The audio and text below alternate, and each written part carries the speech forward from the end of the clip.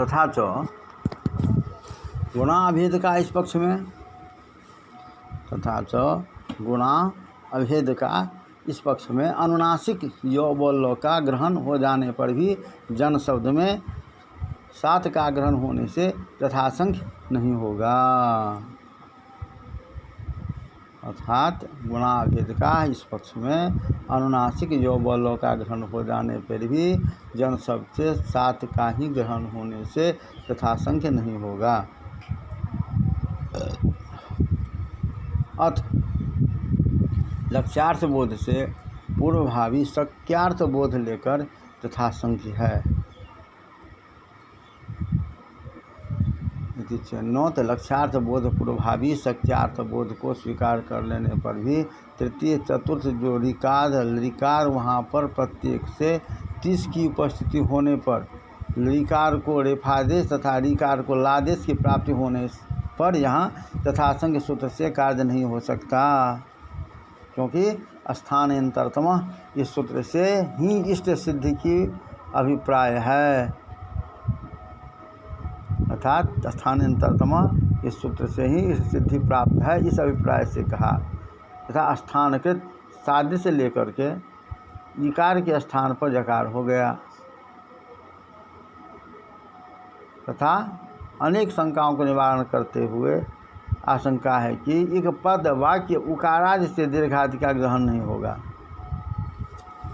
क्योंकि उच्चारित जो वर्ण है,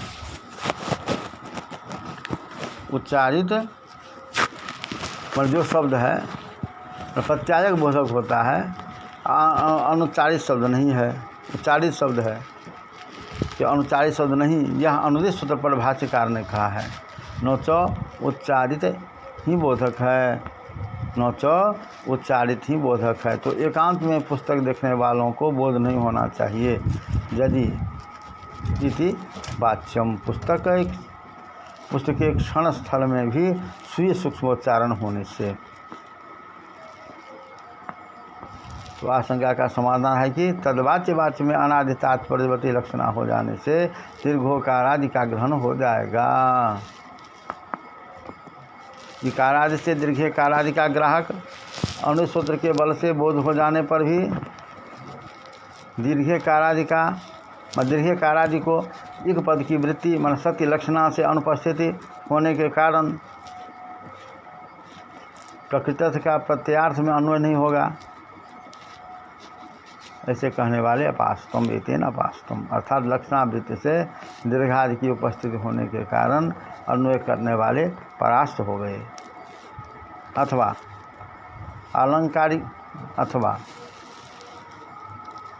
आलंकारिकों के मत में जन्य को प्रयुज्य कहते हैं। आलंकारिकों के मत में जन्य को प्रयुज्य कहते हैं और जन्य के जन्य को भी अप्रयुज्य कहते हैं। तो वृत्ति जन्य हुआ इक, तजन्य हुआ यू ऋ और तजन्य हुआ षष्ठी तथा चो दीर्घोकार आदि का ग्रहण हो जाएगा।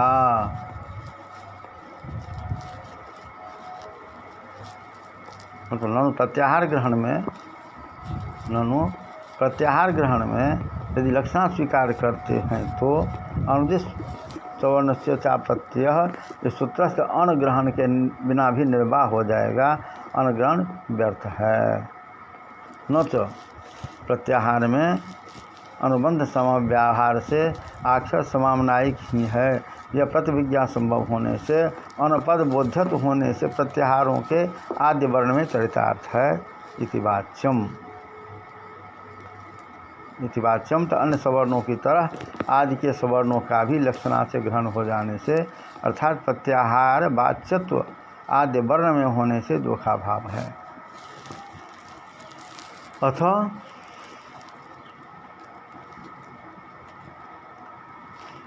अतः अचेतो एरथ में सवर्ण का ग्रहण हो, इसलिए अण ग्रहण की आवश्यकता है।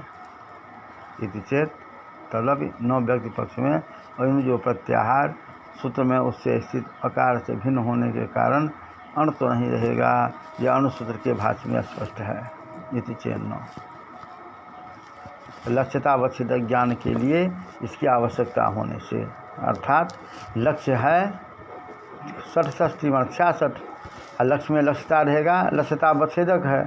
तद्वाच्य वाच्यत्व इस ज्ञान के लिए अनुग्रहण आवश्यक है, क्योंकि प्रत्याहार वाच्यत्व का आद्यंतेन सहजता के बल से ज्ञान हो जाने पर भी तद्वाच्य दीर्घात का ग्रहण अनुदित सूत्र से ही होता है।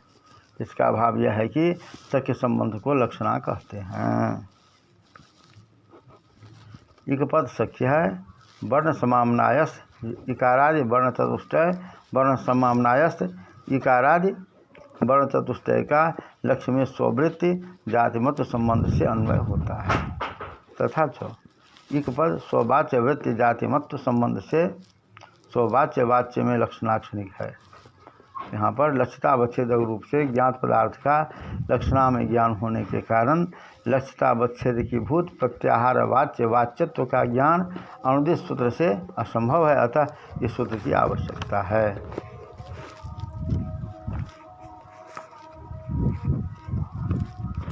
प्रत्याहार उपलक्षण है, क्योंकि तद्वाच्य वाच्य में उपलक्षण है।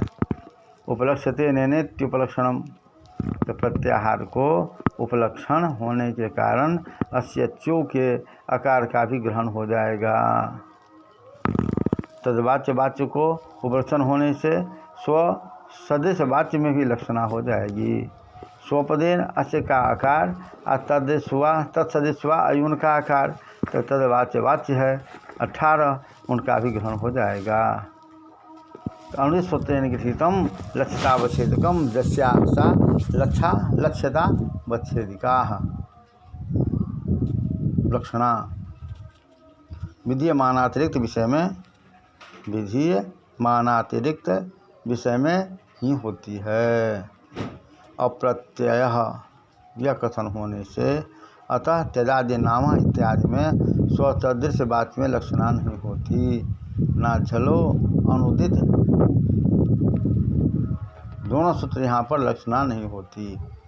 ना झलो अनुदित के बोध काल में लक्ष्यता अवच्छेदक का अज्ञान होने से। ननु प्रथमयो पुरुष वर्ण, इस सूत्र में अनुवृत्त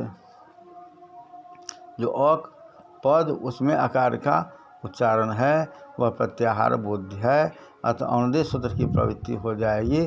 तथा जो विश्वपाह इत्यादि में पूर्ण सवर्ण दीर्घ व्यावृत्त्यर्थ दीर्घा जसी यह सूत्र है। वह ज्ञापक किस तरह होगा? इतचेन्नो अकपदी अकारेण सवर्ण अकपदी अकारेण स्वसवर्ण ग्रहण रहने पर भी वहाँ पर नादिच इस सूत्र से ही सिद्ध है। लक्षणा मानने पर एक शब्द से 66 का ग्रहण होता है। अब विद्यमान विषय में लक्षणा का अभाव होता है, इसको कह चुके हैं। विद्यमान विषय में लक्षणा का अभाव होता है, इसको पहले कह चुके हैं। यदि गुणों का अभेद है तो भेद निमित्तक सप्तत्व संख्या कहना अनुचित है। इति चेन्नो शास्त्र में उच्चारित गुणों का विवक्षितत्वाभाव रहने पर भी वस्तुगत्या स्वरूप कृत भेद लेकर सप्तत्व संख्या होने से। तथा च अनुदित सवर्णस्य चा प्रत्यय, इस सूत्र में अनग्रहण क्योंकि न च य व ल इनके सवर्णों का ग्रहण हो इसलिए है। इति वाच्यम। तथा गुणाभेद का यह पक्ष स्वीकार कर लेने पर सवर्णों का ग्रहण हो जाने से दोखा भाव है। तथा च अनुदित यह कहना अजुदित यह कहना चाहिए, किंतु अनुदित कह रहे हैं, अतः अनग्रहण पड़ा व्यर्थ होकर ज्ञापन करता है कि जन विषय में गुणाभेद का यह पक्ष होता है। इसी बात को शब्दरत्नकार ने लिखा है कि जन विषय में गुणों की विवक्षिता नहीं असंगत है। इसी बात का ध्वन करते हुए मनोरमाकार ने कहा, अतो नास्ति यथासंख्य के खंडन में ही आग्रह है, सप्तत संख्या में आग्रह नहीं है। यथासंख्य के खंडन में ही आग्रह है और सप्त संख्या जो है उसमें आग्रह नहीं है।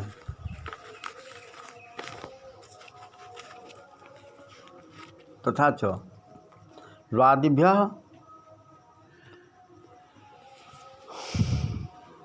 ल्वादिभ्य इस निर्देश से कल्पित तात्पर्यान उत्पत्ति ज्ञान शक्यार्थ बोध हो जाने पर ही संभव है, अतः शक्यार्थ बोध आवश्यक है।